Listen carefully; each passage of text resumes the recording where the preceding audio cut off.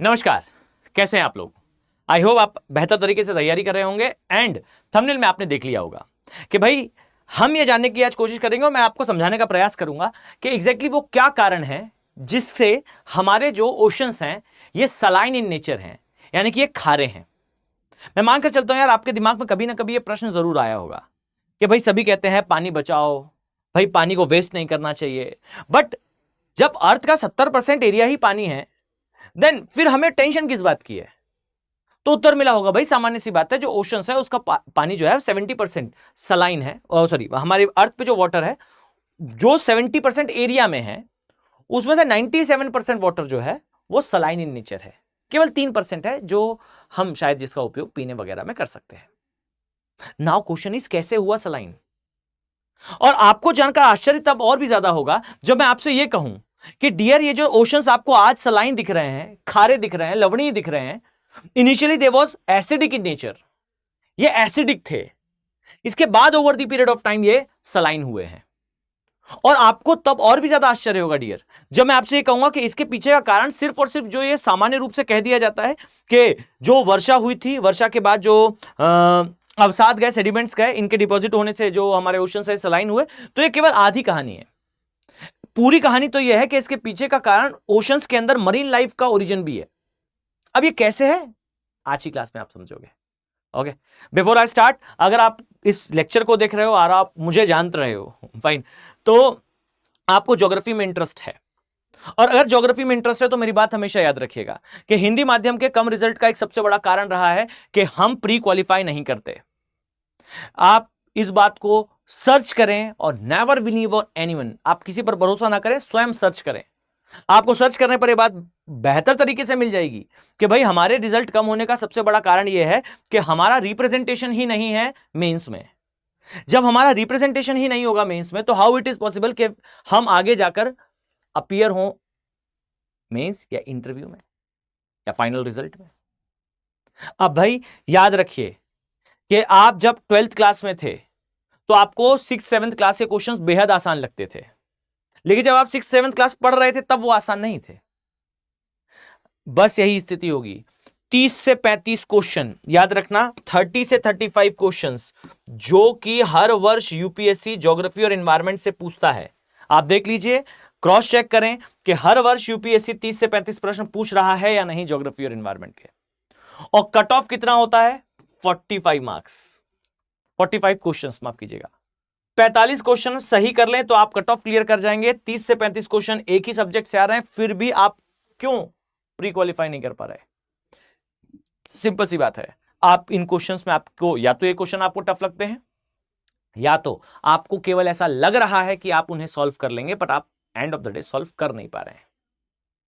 अब सोचिए कि geography optional is a thing like आप उस सब्जेक्ट को ऑनर्स लेवल पर पढ़ रहे हो और यूपीएससी बमुश्किल 12th स्टैंडर्ड तक के क्वेश्चन पूछता है। वही स्थिति जब 12th क्लास में खड़े होकर 6th क्लास के क्वेश्चन बेहद आसान लगेंगे। ऑनर्स लेवल तक का पढ़ लोगे, 35 question will be like a peanut. ये श्योरिटी देता है ऑप्शनल कि आपका प्री क्वालिफाई होगा। बट डियर ये याद रखना कि भेड़ चाल का अगर आप हिस्सा बनेंगे, जो सभी कर रहे हैं, अगर आप भी वही करोगे तो वही होगा जो सभी के साथ हो रहा है। यह हमारे माध्यम का एकदम स्पष्ट कंडीशन है, एकदम clear cut. This is the situation of our medium दैट हम केवल और केवल तैयारी कर रहे हैं, हम एक्चुअल में आंख खोलकर देखना नहीं चाह रहे जो सब कर रहे हैं उससे अंतिम परिणाम मेरा क्या होगा। ज्योग्राफी इज ऑप्शनल, जो कि हिंदी माध्यम में आपके रिजल्ट को इंप्रूव करने के लिए it is like a remedy, it is like a उपचार, it is like a medicine for you. बहुत सारे स्टूडेंट्स, आप एक काम कीजिए, एक टेलीग्राम चैनल है मेरा अभिनव बोहरे ज्योग्राफी, उसमें जाइए, उसमें देखिए कि जो स्टूडेंट्स ज्वाइन कर चुके हैं वो कैसे पढ़ रहे हैं, उनके नोट्स शेयर करते हैं, वो अपने थॉट्स शेयर करते हैं। आप एक बार देखिए कि आप क्या मिस कर रहे हैं। These are waiting for you. May माह का बैच है, अगर आप ज्वाइन करना चाहते हो तो these are the golden times. Fine, चलिए नाउ आई स्टार्ट के हमारे जो महासागर हैं ये सलाइन क्यों हैं। Fine, why the oceans are saline in nature. Oceans are saline, fine, यानी कि हमारे जो महासागर हैं ये खारे क्यों होने, या फिर लवणीय क्यों है? ठीक, अब यहां आपको समझना पड़ेगा सबसे पहली चीज दैट हमारे जो पृथ्वी है ये बनी कैसे है, इसकी प्रोसेस में छिपा हुआ है। यहां समझिएगा, यह है हमारी मदर अर्थ, यह है हमारी पृथ्वी। ठीक, अब इस बात को समझो कि हमारी अर्थ जब फॉर्म हुई थी, यानी कि पृथ्वी का जब निर्माण हो रहा था, तो initially earth was like a fireball. पृथ्वी एक जलता हुआ आग का गोला थी। अब धीरे धीरे करके जलता हुआ आग का गोला ठंडा हुआ, इसमें सॉलिडिफिकेशन स्टार्ट हुआ। एंड टेल मी, अगर कोई चीज सॉलिडिफाई होती है तो सबसे पहले उसका कौन सा पोर्शन सॉलिडिफाई होगा? बट ऑब्वियस सी बात है, सबसे पहले उसका आउटर पोर्शन सॉलिडिफाई होगा। तो अर्थ जब ठंडी होना स्टार्ट हुई तो अर्थ का जो आउटर मोस्ट लेयर है, सबसे पहले जो है ये सॉलिडिफाई होना स्टार्ट हुआ, राइट? तो ये पोर्शन जो है वो ठंडा होना स्टार्ट हुआ और इस तरीके से ये ठंडे होते हुए यहां पर कठोर हो गया। अब इस बात को समझो कि अर्थ पूरी तरह से सॉलिडिफाई हुई नहीं है, अंदर से अभी भी जो है वो गर्म है, ऊपर वाला हिस्सा केवल ठोस हुआ है। तो भाई जब भी कोई चीज ठोस होती है वो संकुचित होती है, उसमें श्रिंकिंग होती है। सो अर्थ में जब सॉलिडिफिकेशन स्टार्ट हुआ, अर्थ भी श्रिंक हुई, अर्थ का आउटर पोर्शन एक्चुअली में श्रिंक हुआ। अब आउटर पोर्शन श्रिंक हो रहा है और इनर पोर्शन वैसे ही है, तो इससे जो है क्रैक्स का फॉर्मेशन होगा। ठीक, और ये जो क्रैक्स हैं, इन क्रैक्स में से निकलेंगी गैसेस। फाइन, इसमें से आएगी गैस बाहर। अब यहां समझो, ये जो गैस बाहर आएगी, ये जो गैसेस इमिट होंगी, ये गैसेस अर्थ के चारों ओर एक एनवेलप का फॉर्मेशन करेंगी, एक मंडल का निर्माण करेंगी। और ये जो मंडल है, ये जो एनवेलप है, ये एनवेलप कुछ और नहीं है, ये हमारा इनिशियल प्रारंभिक वायुमंडल है। ठीक, अब जरा इस बात को समझो कि ये जो वायुमंडल बना है, ये जो गैसेस ने एनवेलप क्रिएट करा है, ये वायुमंडल एक्चुअली में, जस्ट अ सेकेंड, ये जो वायुमंडल है ये एक्चुअली में अभी जहरीला है। फाइन, ये टॉक्सिक है। क्यों? क्योंकि ये जो गैसेस बाहर आई थी, इनमें मैक्सिमम जो गैसेस हैं वो कौन सी हैं? इनमें आपको सबसे ज्यादा मात्रा में धूल मिलेगी, राख मिलेगी, डस्ट और एशेज मिलेंगी। फाइन, कार्बन डाइऑक्साइड मिलेगी और जलवाष्प मिलेगी, और थर्ड नंबर पे फिर अन्य जहरीली गैसेस मिलेंगी। तो आप इस बात को समझो कि इनिशियली हमारा जो वायुमंडल बना, वो वायुमंडल, प्रारंभिक वायुमंडल जहरीला वायुमंडल था, और इसमें बहुत ज्यादा धूल, राख, कार्बन डाइऑक्साइड और जलवाष्प के साथ साथ जहरीली गैसेस थी। अब इसके बाद ओशंस बने कैसे? तो यहां समझिएगा, ओशंस के बनने के पीछे का रीजन है कि भाई जो ये जलवाष्प निकली थी, इस जलवाष्प का over the period of time condensation होगा, यानी कि संघनन होगा, और संघनन के कारण जो है वो मेघ का निर्माण होगा, और अंततः अर्थ पर एक मैसिव एरा आएगा, एक बड़ा लंबा समय आएगा जिस समय धुआंधार वर्षा होगी। यानी कि जो प्रारंभिक वायुमंडल बना, इस वायुमंडल के बनने के तुरंत पश्चात पृथ्वी पर जो है वो एक युग आएगा जिसे कहा जाएगा वर्षा का युग, या फिर मैं कहूं एज ऑफ रेनफॉल। अब यहां ध्यान से सुनिएगा, ये जो एज ऑफ रेनफॉल है, फाइन, ये जो एज ऑफ रेनफॉल आपको दिख रहा है, कई स्थान पर कहा जाता है ये केवल 10 वर्ष, 300 वर्ष। फाइन, कहीं कहा जाता है कि 10 वर्ष का था, कहीं कहा जाता है 30 वर्ष का था, कहीं कहा जाता है 300 वर्ष का था। आप मानकर चलिए एक लंबा समय था जब लगातार पृथ्वी पर वर्षा हो रही थी, और ये जो लगातार कंटिन्यूस रेनफॉल थी, इस रेनफॉल ने अंततः हमारे वायुमंडल के अंदर जो ये अतिरिक्त मात्रा की धूल, राख, कार्बन डाइऑक्साइड, ये सब कुछ था, इसे इस वर्षा ने जो है अपने में घोला। अर्थात ये जो बारिश आप देख रहे हो, ये बारिश एक्चुअल में एक नॉर्मल बारिश नहीं थी, ये अम्लीय प्रकृति की बारिश थी, अम्लीय प्रकृति की वर्षा थी, एसिडिक नेचर की रेनफॉल थी। फाइन, ओके, अब ये जो एसिडिक रेनफॉल है, इसका मतलब यह है कि हमारे ओशंस जब फॉर्म हुए, यानी कि अब ये जो बारिश हुई है, इसका पानी हमारी पृथ्वी के उन भागों में जो ठोस हो चुके हैं उनमें भरने वाला है।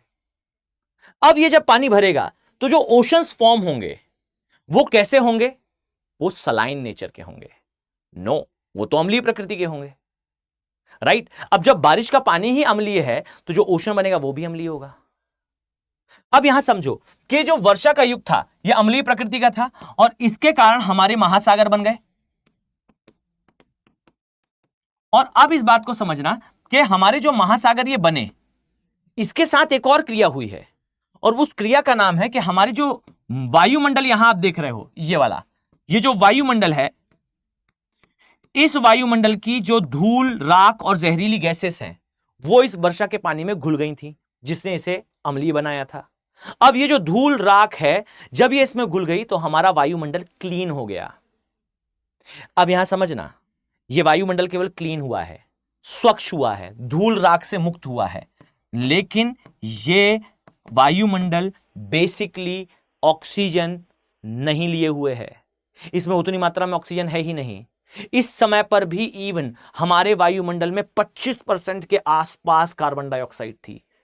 बच्चे इमेजिन कीजिए, जिस अर्थ पर आप अभी हैं उस अर्थ पर 0.03% कार्बन डाइऑक्साइड है, और हम कहते हैं कि यह कार्बन डाइऑक्साइड का स्तर अगर बढ़कर 0.6 तक, 0.06 तक अगर पहुंच जाए, 0.03 से 0.06% पर चला जाए, तो the condition will be like a hello on earth.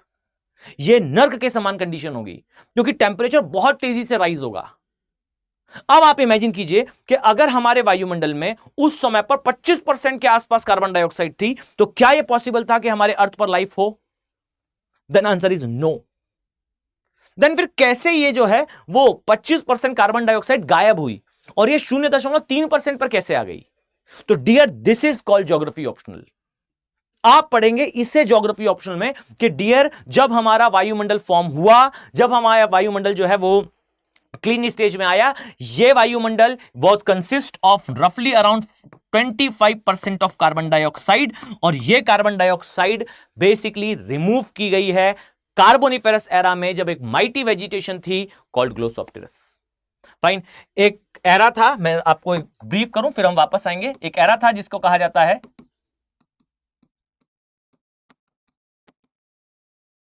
Carboniferous. Fine. Carboniferous era या एज। और बच्चे, इस एज में एक वेजिटेशन थी माइटी साइज की, जिसका नाम था ग्लोसोप्टेरस। ग्लोसोप्टेरस वेजिटेशन, वनस्पति। और इस वनस्पति ने फिर कार्बोनिफेरस एरा में खूब सारा करा फोटोसिंथेसिस, यानी कि प्रकाश संश्लेषण, और कार्बन को अवशोषित करा, ऑक्सीजन को इमिट करा। ये 21% ऑक्सीजन जो आई है, ये इस एरा के आसपास के समय से आई है, और ये जो रिमूव हुई है, ये इस एरा के समय रिमूव हुई है, और इसी को तो कह रहे हैं global warming, climate change. Dear, carboniferous काल के समय जिस कार्बन डाइऑक्साइड को हटाया गया था, वो हटाने के बाद इन पेड़ों के तनों के अंदर स्टोर थी, और exactly immediate after Carboniferous era यहां पर पर्मियन एरा आया, पृथ्वी पर फॉल्टिंग हुई, और फॉल्टिंग के कारण ये सारी कार्बन जो है वो स्टोर हो गई जमीन के अंदर। और डियर, ये जो स्टोर हुई है ना, अब इसे हम खोद खोद कर फॉसिल फ्यूल के फॉर्म में निकाल रहे हैं, हम जिसे फॉसिल फ्यूल कहते हैं। फाइन। ये फॉसिल फ्यूल बेसिकली उसी कार्बोनिफेरस काल की ग्लोसोप्टेरस वेजिटेशन का फॉसिल है। और डियर, ये फॉसिल रिमूव कर रहे हैं हम अर्थ से, एक्सट्रैक्ट कर रहे हैं अर्थ से, जला रहे हैं, और वापस वो 25% की कंडीशन की तरफ जा रहे हैं। मैंने रिपीट करा था, कंडीशन लाइक अ हेल्पलेस, नर्क के समान condition. Okay, so make it sure कि ये सारी क्रिया हुई, और इस क्रिया के कारण जो है हमारा वायुमंडल बन गया। फिर कार्बोनिफेरस काल आया, वेजिटेशंस आई, उसके पहले भी जो है वो एक कोशिकीय पादप आ चुका था, जिसे हम फाइटोप्लैंक्टन कहते हैं, और ये फाइटोप्लैंक्टन ने फिर कार्बन को अवशोषित करना स्टार्ट करा। ये सारी क्रिया चल रही थी पैरेलली। मैंने एक एग्जांपल ग्लोसोप्टेरस का लिया, which can be more relatable for you, but और भी चीजें जिम्मेदार थी। अब समझिए, ये जो सागर बने थे ये अम्लीय प्रकृति के थे, फिर ये खारे में कैसे चेंज हुए? Now here comes the twist. अब समझिए, एक दूसरा युग भी आया था, इसे कहा जाता है second age of, fine, which is called as, just a second, is called as second age of rainfall. Fine. यह दूसरा वर्षा का युग था।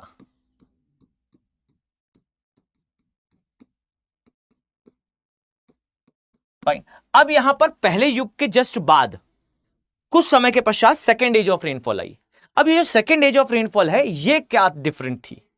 तो देखो, इस समय पर जो बारिश थी, ये बारिश एक्चुअली में कॉन्टिनेंट्स पर हो रही थी, केवल केवल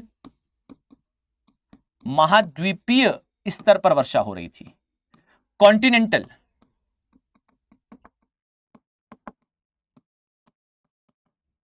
लेवल पर वर्षा हो रही थी। फाइन। अब ये जो कॉन्टिनेंटल लेवल पर रेनफॉल थी, ये जो वर्षा थी, ये वर्षा सिर्फ महाद्वीप पर, एक तो पहला प्रश्न क्यों हो रही है, तो मैं कारण आपको बता देता हूं। लेटेंट हीट ऑफ कंडेंसेशन, यानी कि महाद्वीपों के ऊपर जो है, आप सिंपल सी बात समझो कि जो ठोस चीज होती है वो जल्दी गर्म और ज्यादा गर्म होती है, जल्दी ठंडी और कम तापमान छोड़ने पर भी ठंडी हो जाती है। पानी देर से गर्म और देर से ठंडा होता है, अर्थात जो कॉन्टिनेंट्स हैं वो ज्यादा गर्म हो रहे थे, और ज्यादा गर्म होने पर एयर जो है उसके संपर्क में आके वो भी ज्यादा गर्म होगी, ज्यादा एयर ज्यादा हाइट तक जाएगी, क्लाउड फॉर्मेशन होगा और बारिश होगी। तो इसको याद रखना कि सेकेंड एज ऑफ रेनफॉल जो थी ये महाद्वीपीय स्तर पर मेनली हुई थी। अब ऐसा नहीं है कि महासागरों में हो ही नहीं रही थी, बट महाद्वीपों में ज्यादा हो रही थी, और इसके कारण महाद्वीपों से पानी जो है वो लगातार निकलकर महासागरों की ओर आ रहा था। ठीक, अब इस बात को समझो कि जब ये ओशंस के साइड आ रहा है, ये कॉन्टिनेंट्स के साइड आ रहा है, तो आप एक काम कीजिए, कभी आप ना किसी स्थान पर बारिश हो रही हो तो उसे देखिएगा। जब भी किसी एरिया में बारिश होती है तो भाई बारिश का पानी अंततः एक नदी में ही जाएगा। भाई उस स्थान पर आपके शहर में नदी है ही क्यों? क्योंकि आपके शहर में पूरे जल का ढाल उस ओर है, इसलिए हम कहते हैं नदी बेसिन। बेसिन क्या होता है? आपने एक वर्ड यूज करा होगा, वॉश बेसिन। फाइन, जहां पर चीजों को साफ करा जाता है। कभी उस वॉश बेसिन को देखिएगा, उसमें एक ढाल बनी हुई है एक छेद की ओर, एक होल के साइड। तो बेसिन का एग्जैक्ट मीनिंग ये होता है। अब आप इमेजिन करिए कि कहीं बारिश होगी तो सारा पानी उस एक बेसिन की ओर जाएगा, और इसलिए हम नदी का बेसिन कहते हैं। तो आपके शहर में जो भी बारिश होगी वो बारिश का पानी अंततः उस बेसिन के साइड से होते हुए नदी के अंदर जाएगा। अब भाई याद रखिएगा, जब बारिश होगी तो बारिश का पानी जिस जिस जमीन से गुजरेगा उस जमीन के अवसादों को, सेडिमेंट्स को निकालेगा, निकालने के बाद नदी में जाएगा। और इसीलिए आप पाएंगे कि जब भी आपकी रेनफॉल के टाइम पर, बारिश के टाइम पर आप किसी नदी के पास जाएं तो वो नदी खासा मटमैले कलर की दिखाई देती है। अब आप इस बात को इमेजिन करो कि वो महासागर जिनमें बारिश नहीं हो रही है, उनमें लगातार कॉन्टिनेंट में हो रही बारिश का पानी एड ऑन हो रहा था। तो यहां से जो रिवर्स आ रही थी, जो कि पानी ले जा रही थी उस वर्षा का, ये जो रिवर्स हैं, फाइन, ये जो रिवर्स हैं, इनमें बहुत ज्यादा सेडिमेंट्स थे, बहुत ज्यादा अवसाद थे। और ये जो अवसाद या सेडिमेंट ली हुई रिवर्स हैं, ये जब ओशंस में एंटर करती हैं, तो ओशंस में एंटर करने के बाद oceans was also full of sediments. जो महासागर थे वो भी अवसादों से भर गए थे। और यहां मैं एक बात जो है वो कोट कर रहा हूं, बट ये याद रखिएगा इसमें वैज्ञानिकों में जो है मतभेद है, कॉन्फ्लिक्ट है, कॉन्ट्रडिक्शंस है। वो ये कि जो महासागर ये बने थे, ये महासागर येलोविश इन नेचर हो चुके होंगे। अब कुछ वैज्ञानिकों का कहना है कि नहीं भाई, इतने बड़े स्तर पर जो अवसाद से शायद वो प्रारंभ में नहीं रहे होंगे। कुछ का कहना है नहीं भाई रहे होंगे। आप मेरे शब्दों पर गौर करेंगे तो मैंने शुरुआत में कहा था एज ऑफ रेनफॉल के लिए कॉन्फ्लिक्ट है। कई वैज्ञानिक मानते हैं केवल 20-25 वर्ष वर्षा हुई थी, कुछ मानते हैं कि नहीं 250 से 300 वर्ष वर्षा हुई थी। इसी कारण थोड़ा कॉन्फ्लिक्ट है। बट एक बात तय है कि जब इतना सारा अवसाद सागरों में गया होगा तो हल्का कलर तो चेंज हुआ होगा। तो वी कैन से कि ओशंस एक समय पर हल्के येलोविश कलर में चेंज हो चुके होंगे, और फिर हमारी अर्थ जो है, अर्थ में सागर बनकर रेडी हुए। और ये जो सागर थे, ये सागर बेसिकली हल्के येलोविश इन नेचर थे। फाइन, ये जो पृथ्वी थी हमारी, ये जो अर्थ है या आप कह लीजिए पृथ्वी है, उस समय जो बनी उसमें जो वाटर था वो हल्का येलोविश नेचर का था, प्रकृति का था। अब आप कहेंगे सर इसका खारे होने से क्या कनेक्शन है? तो जरा ध्यान से सुनिए, यहां पर जो सागर है इसमें बहुत ज्यादा अवसाद है। अब एक बात बताइए, ये जो अवसाद है ये कहां से आया है? महाद्वीप, और महाद्वीप बने हैं चट्टानों से, और चट्टानों के अंदर है खनिज। अब आप कहेंगे सर, आप तत्काल ये कहने वाले हैं कि ये जो खनिज युक्त जल था इसके कारण आज सागर खारे हैं। कहानी में ट्विस्ट है, ध्यान से देखिए। अवसाद बोले तो इसमें सोडियम भी होगा और इसमें जो है वो कैल्शियम भी होगा। अब समझिए, ऐसे तो बहुत सारी चीजें हैं, बट मैं सोडियम और कैल्शियम को अंडरलाइन कर रहा हूं। मेनली जो सेडिमेंट्स होते हैं उनमें ये चीजें उपस्थित होती हैं। अब इस सोडियम और कैल्शियम में से याद रखें कि जैसे जैसे जो जीवन था पृथ्वी पर वो सागरों में आना शुरू हुआ, तो सागरों में स्पेशल टाइप के एक विशेष प्रकार के एक कोटि होती है जीवों की, इन्हें कहते हैं shell bearing animals. Shell bearing मतलब एक्सोस्केलेटन एनिमल्स। नहीं समझ पा रहे हैं तो आप इमेजिन करिए प्रवाल के बारे में। प्रवाल जो होता है उसका शरीर इस प्रकार से होता है कि पॉलिप स्ट्रक्चर में उपस्थित है और यह इस तरीके से आपको दिखाई देता है। इसमें जो जीव है वो इस खोल के अंदर है। फाइन, ये उसके टेंटिकल्स होते हैं। फाइन, ये उसके टेंटिकल हैं और जीव इसके अंदर है। ये कहते हैं प्रवाल, ये है एक्सोस्केलेटन एनिमल्स। सागरों के अंदर पृथ्वी के महाद्वीपीय स्तर से ज्यादा विविधता इसीलिए होती है क्योंकि एक अदर लेयर होती है जीवों की।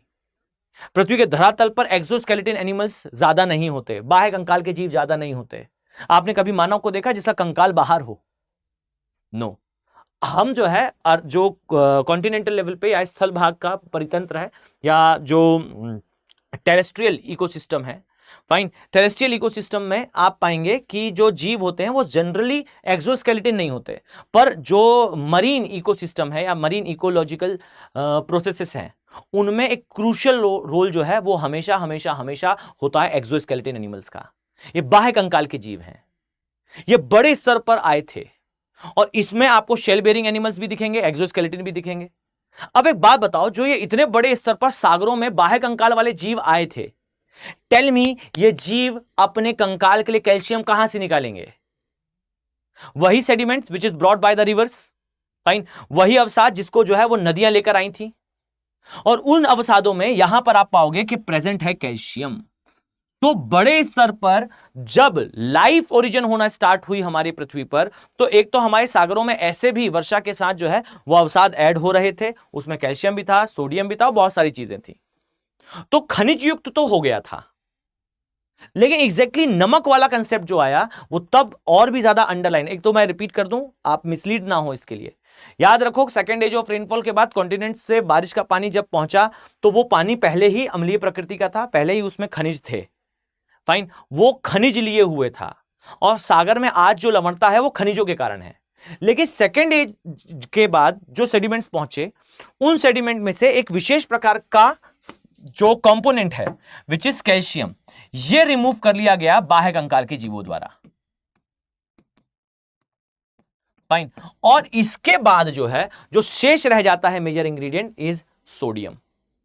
अब ये जो सोडियम था ये शेष रह गया और सोडियम फिर जो है वो रिएक्शन करता है क्लोरीन के साथ और अंततः NaCl बनता है, जो कि पृथ्वी के सागरों की लवणता का मुख्य कारण है। सो द रियलिटी इज, हमारी पृथ्वी के महासागरों के खारे होने के पीछे प्रॉपरली एक साइकिल है और ये साइकिल अर्थ के ओरिजिन, अर्थ के एटमॉस्फेयर का फॉर्मेशन, अर्थ के जो महासागर हैं उसका फॉर्मेशन इससे डायरेक्टली लिंक्ड है। और आज भी नदियां जो है वो बहते हुए जो अवसाद है वो सागरों में लेकर जाती हैं और धीरे धीरे इसका कॉन्सेंट्रेशन जो है वो एड ऑन होता रहता है उसमें। आई होप ये जो चर्चा की मैंने, जो एक्सप्लेनेशन आपको समझाया, वो आपके लिए इंफॉर्मेटिव, आपके लिए वैल्यूफुल रहा होगा। अगर आप इस लेक्चर में यहां तक हो तो मैं एक बात गारंटी के साथ कह सकता हूं कि डियर आपको ज्योग्राफी ऑप्शनल में इंटरेस्ट तो है, ज्योग्राफी में इंटरेस्ट तो है। मैं केवल एक बात कहूंगा कि हमारे माध्यम का रिजल्ट सुधारने की क्षमता इस ऑप्शनल में है। हमने इस ऑप्शन से दूरी बनाई और उसका परिणाम आज हमें रिफ्लेक्ट हो रहा है। आप बिलीव कीजिए, आप इस ऑप्शन को पढ़ेंगे, आप कॉन्फिडेंट फील करेंगे अपनी यूपीएससी की जर्नी में। ये is not a optional which can be done in 2 और 3 मंथ। वैसे तो कोई भी ऑप्शन ऐसे 2-3 महीनों में तैयार नहीं हो सकता, लेकिन ज्योग्राफी ऑप्शन के लिए एक लाइन मैं प्राउडली कहता हूं, this is like a elephant. अगर आपने इसे उठा लिया तो फिर ये सारे बैरियर तोड़कर आपकी यूपीएससी की जर्नी को लेकर जाएगा, but it needs a strong shoulders. ये स्ट्रॉन्ग शोल्डर्स मांगता है, मेहनत मांगता है। रट कर आप इसे पास नहीं कर सकते। ज्यादातर स्टूडेंट जो ऑप्शन लेते हैं उसमें रटने पर फोकस करते हैं और इसलिए आधे से ज्यादा स्टूडेंट ऑप्शन कभी कंप्लीट भी नहीं कर पाते।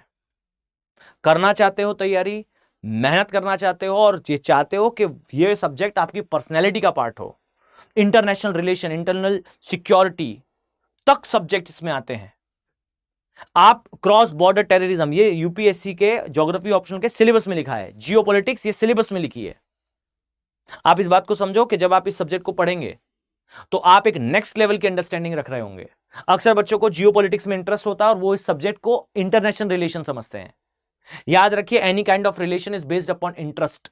किसी भी प्रकार का संबंध जो है वो किसी ना किसी प्रकार के मतलब पर आधारित होता है, और जो इंटरनेशनल रिलेशन जिसमें आपको शायद इंटरेस्ट आता हो डियर, उसका मतलब, उसका interest is geopolitics, is a core part of geography optional. मजा आएगा आपको चीजों को पढ़ने में। तैयारी करना चाहते हैं, batches are open just simply by using AK live code. इस कोड के माध्यम से आप ज्वाइन कीजिए, मैक्सिमम डिस्काउंट मिलेगा। और अगर आप मुझसे कोई प्रश्न वगैरह पूछना चाहते हो, जानना चाहते हो, then this is my email ID abhinav.bohre@studiiq.com। इस पर आप बच्चे मुझे मेल कर दीजिए। अन्यथा की स्थिति में आप अभिनव बोहरे ज्योग्राफी, इस पर आप मुझे टेलीग्राम पर मैसेज कर दें। I will assist you. मिलते हैं नेक्स्ट लेक्चर में। Have a nice day. Thank you.